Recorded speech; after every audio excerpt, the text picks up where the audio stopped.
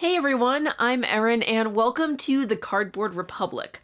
This is a haul video. We're going to tell you about the games that we got in during the month of June. Stick with us. Extronaut is the first title we have. This one is designed by Dante Loretta, and it is a simulation of a space program. So instead of it being a far future space exploration, colonization type of theme, it takes place in the present to very near future, and you are charged with developing a space program. It's all based on actual missions that have gone up to the moon and out into the solar system, so that's pretty neat. I love science and I love space, so I'm excited for this one. Munchkin, the collectible card game, is next. This one was designed by Eric Lang and Kevin Wilson, and it is exactly what it says on the box. It is Munchkin, but in collectible card game format instead of in just, I guess, general card game format. In case you wanted Munchkin to take even more time, you can go, it's fine. Munchkin has a big following, and it's a huge game, especially as kind of a, I don't want to say gateway game, but an introductory game at least. And I think that any attempts to branch out of that system should be applauded. I think that Munchkin has done a lot of really great things over the years, but it's become pretty derivative. There are Munchkin versions of everything, and I am hopeful that this takes it in a slightly new direction.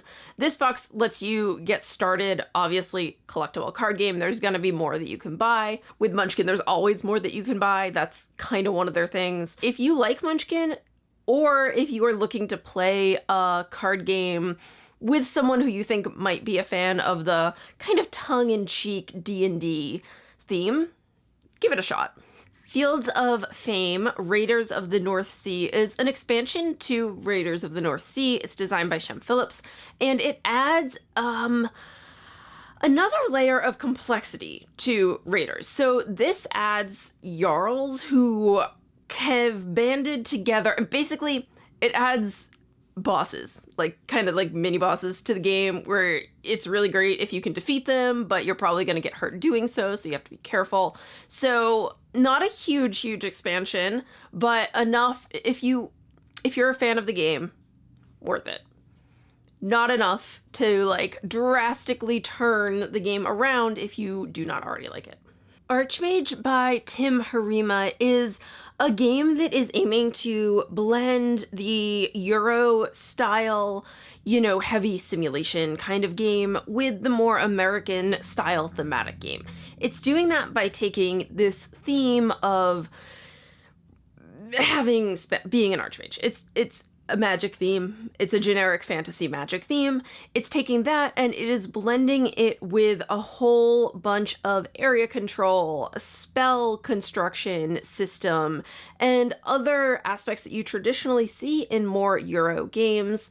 I'm excited for this because it reminds me a little bit of Trickerion, which was another game that did that. It took a Euro style worker placement game and it gave it a very, very heavy theme. So I hope that this does something similar, and if it does, it is definitely going to be a hit here. Starship Samurai by Isaac Vega is essentially a far future samurai war game. You command a group of samurai, you are in space, you're leading them through battle. This is not my game. This is definitely not my style of game.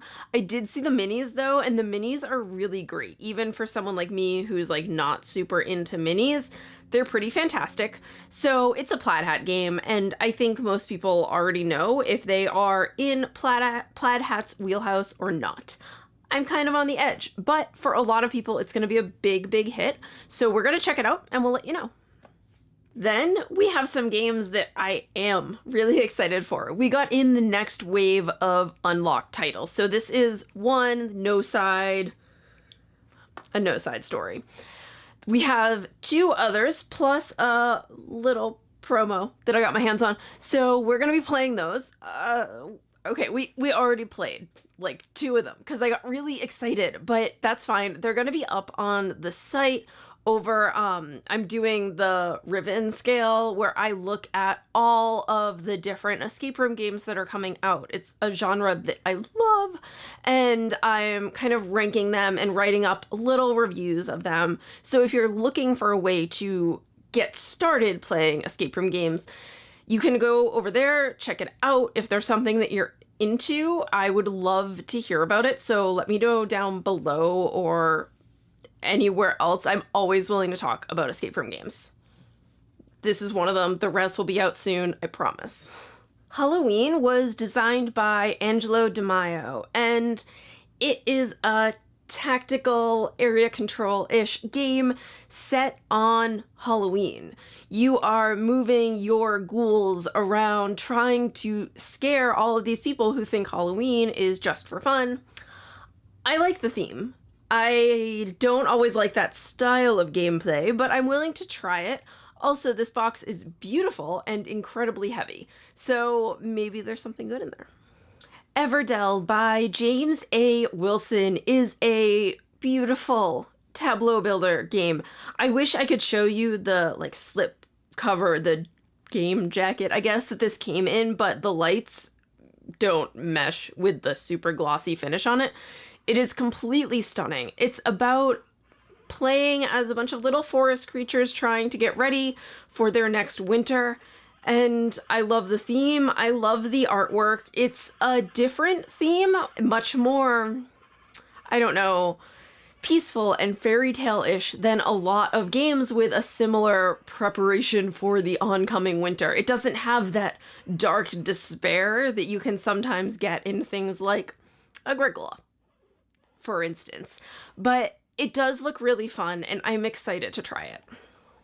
Thunderstone Quest, designed by Mike Elliott, is a beast of a game. I'm only holding the box cover here because the actual box is enormous and I wouldn't be able to talk to you while I'm trying to hold it, especially with one hand.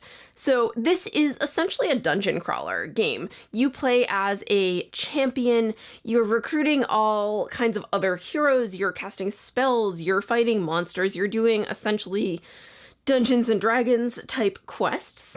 It is based on the Thunderstone universe, but I'm honestly not that familiar with it, so I can't say how it draws from that and what it necessarily does differently. I can say that the organization of the game in the box is very impressive, which means something to me, and that it does look really fun. It looks like, I don't want to say a lighter version of Gloomhaven, because honestly I don't even know what that means, but it looks like a more fantasy, slightly more playful or pulpy dungeon crawler that still has a fair amount of heft to it.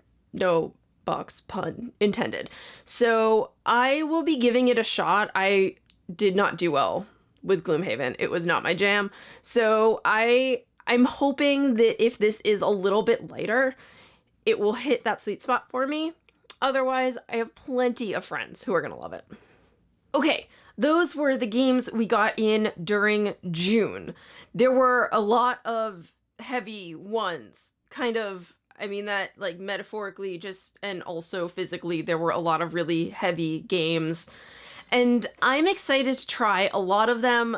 I'm so excited, in case you couldn't tell, for those escape room games. Those are my favorite things in the whole world, basically. So I'm gonna be playing those like right away and writing them up. One of them might actually already be up on the site.